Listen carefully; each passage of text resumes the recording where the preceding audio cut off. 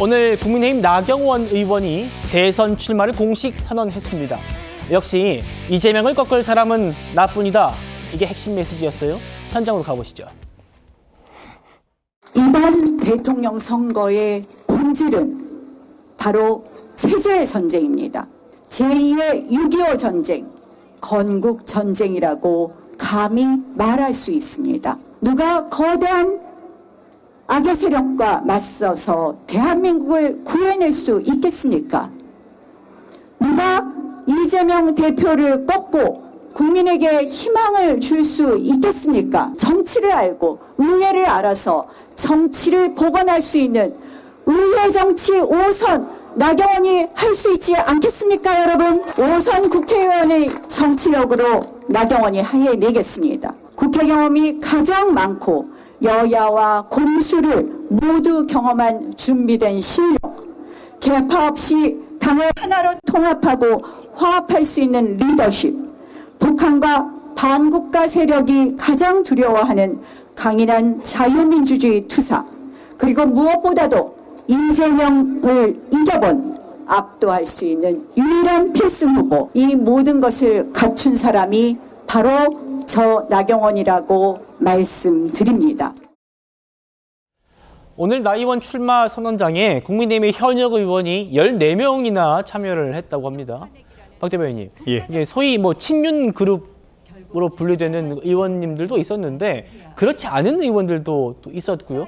꽤 많은 그 현역 의원들이 참석했어요. 오늘 나 의원의 이 출마 선언에 대해서 어떻게 평가할 수 있을까요?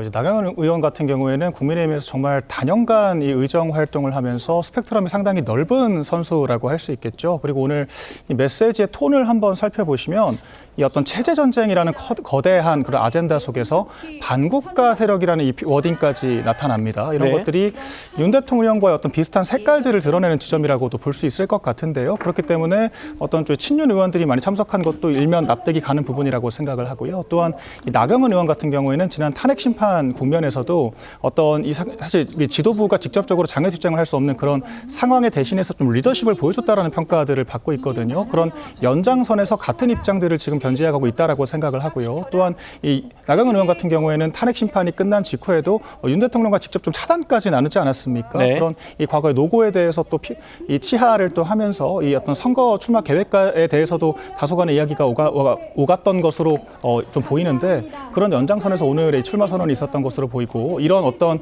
윤 대통령과 좀 색깔을 맞추는 듯한 이런 출마 선언문이 앞으로 어떤 반향을 일으킬지 지켜보는 것도 좋은 관전 포인트가 될 것 같습니다. 예, 반국가 세력이라는 표현, 윤 전 대통령이 썼던 표현을 오늘 출마 선언문에 담았다 이겁니다.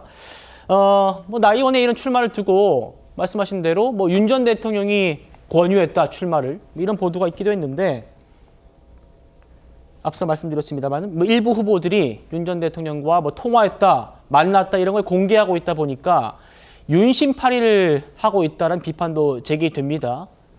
나경원 의원과 또 김문수 전 장관의 얘기까지 한번 들어보시겠습니다. 이른바 윤심이 나경원 의원한테 있는 것이냐? 김문수 장관에서 옮겨간 거냐? 막 또 이런저런 말들이 많습니다. 저는 윤 대통령 뜻으로 출마한 건 아니고요.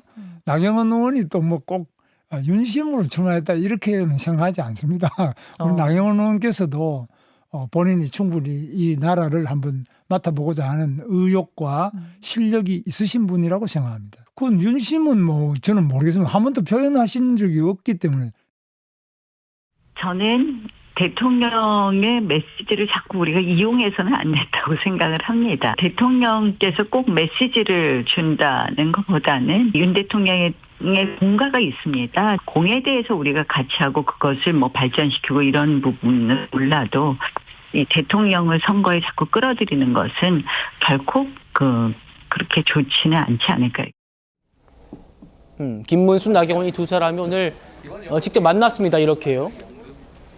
좀 화기애애하게 또 악수까지 하는 그런 모습도 볼 수 있었는데 성춘 부장님, 두 분 다 지금 출마 선언을 한 직후에 통화했다, 만났다 이런 게 알려졌는데 정작 언론 인터뷰에서는 나는 윤 대통령 뜻으로 출마한 게 아니다. 대통령 메시지 이용하지 말라. 이렇게 좀 선을 긋곤 있어요. 어떻게 해석하십니까? 대통령의 메시지 이용하지 말라고 했는데 대통령이 썼던 반국가 세력이라는 메시지를 이용하셨네요. 그러니까 저는 공을 이어받아야 된다는 말씀에 전적으로 동의합니다만 윤석열 전 대통령이 본인과 정치적 색깔, 정치적 의견이 다른 세력에 대해서 반국가 세력으로 지정하고 그들과 대화하고 타협하지 않으려고 했던 내용들은 저는 과라고 생각합니다. 그렇기 때문에 그것에 대해서 메시지를 그대로 이어받은 나경원 의원의 판단이 과연 옳은 것인가라는 말씀을 드리고 싶고, 김문수 전 장관이나 나경원 의원 같은 경우는 탄핵 반대 쪽으로 지금 어떻게 보면 분류가 되죠. 그렇기 때문에 지금 두 분은 사이가 나쁠 필요는 없습니다.